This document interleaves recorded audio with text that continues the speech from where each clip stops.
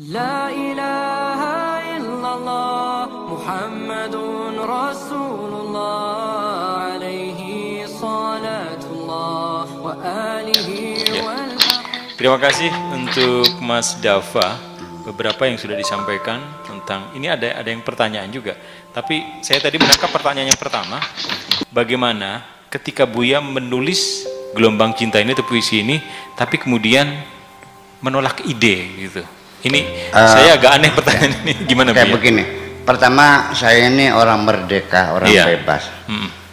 Saya punya watak dari sejak kecil itu tidak mau terikat dengan aturan apapun. Ya, jadi saya ketika berkata juga saya ingin bebas. Ketika berpikir saya juga ingin bebas. Ketika saya berkarya juga ingin bebas. Saya tidak mau terikat dengan kaedah-kaedah yang dibuat oleh orang yang terdahulu.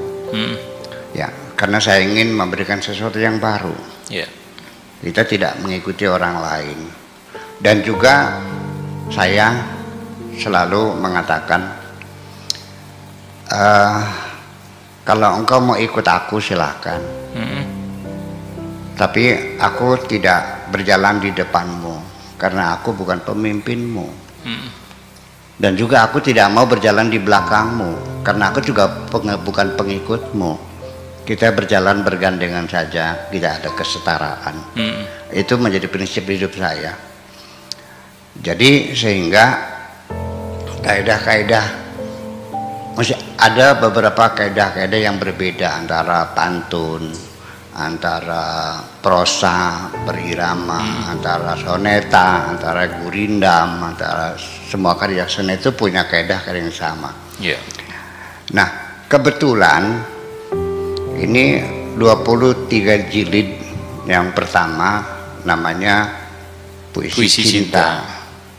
Sebetulnya yang pertama Puisi Cinta, yang kedua adalah Irama Cinta, yang ketiga Gelombang Cinta. Jadi puisi itu sama maknanya dengan irama dan gelombang.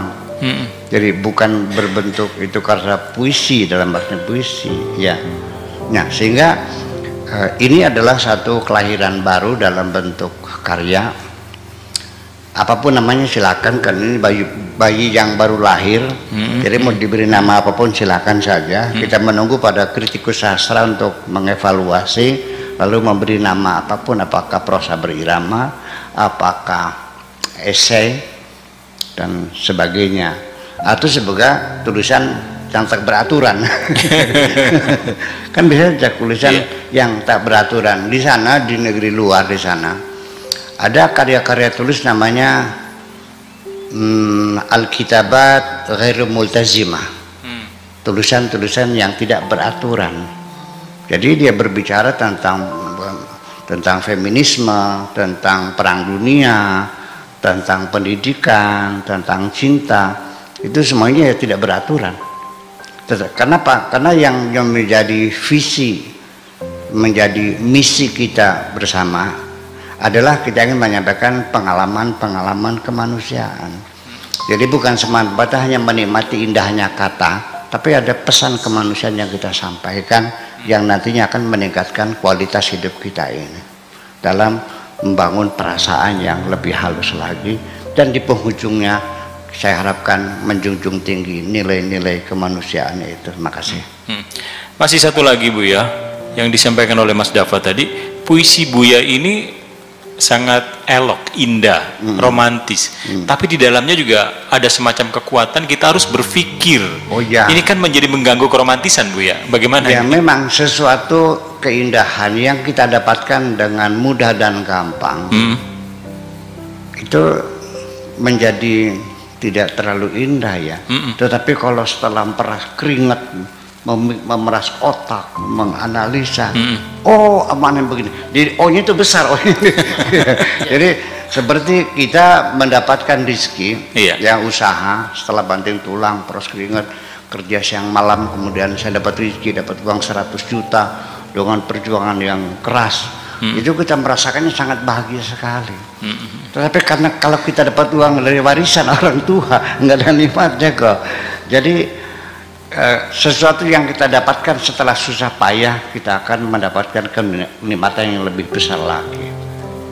Saya kira semacam itu adalah supaya kita yang membacanya juga merasa kenikmatannya lebih besar lagi setelah berpikir.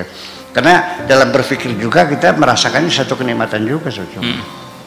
Dan bahwa kenikmatan yang tertinggi adalah kenikmatan berpikir. Iya. Ya, yang membedakan manusia dengan binatang adalah karena manusia bisa berpikir.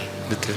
Nah, ketika kita berpikir, kita harus memperlakukannya atau mengapresiasinya sebagai kenikmatan yang besar. Oke, bagi orang beragama, oke deh. Nikmat pertama, nikmat hidayah, nikmat iman, nikmat Islam, ya kan gitu. Dan berikutnya adalah nikmat berpikir. Tanpa itu juga kita tidak mungkin jadi orang Islam kok. Karena Islam sendiri tidak mungkin ditelan mentah-mentah begitu saja melalui proses pemikiran dulu. Sehingga untuk mencapai tingkatan dari iman, dari Islam menuju tingkatan lebih tinggi menjadi iman, itu juga melalui proses pemikiran panjang. Dan iman meningkatkan lagi kepada yakin, itu juga melalui proses pemikiran juga. Jadi setiap tingkatan itu disertai dengan peningkatan pemikiran juga. Makasih kalau begitu.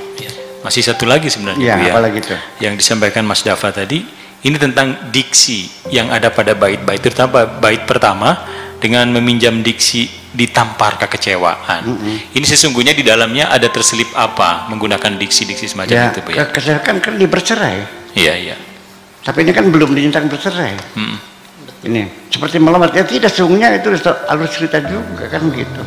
Bahwa ini kan seorang ketika kita sampaikan, ya kalau kamu sudah menyadari bahwa kehadiranmu tidak disukai lagi, ya udah nggak usah ditafsirkan lagi. Iya. Segera bungkus kopernya, tinggalkan aja, ngapain? Ya, karena suaminya kelihatannya udah nggak suka, ngapain kita? Ya, saya bukan ngajak orang sombong, tapi mengajak orang menghargai dirinya sendiri. Kita juga kalau misalnya di suatu tempat kehadiran saya sudah tidak dirasakan dan tidak diinginkan lagi, ya ngapain sih di situ? Ini kan sangat manusiawi sekali. Atau jangan-jangan Anda tidak punya harga diri barangkali. Itu kira-kira.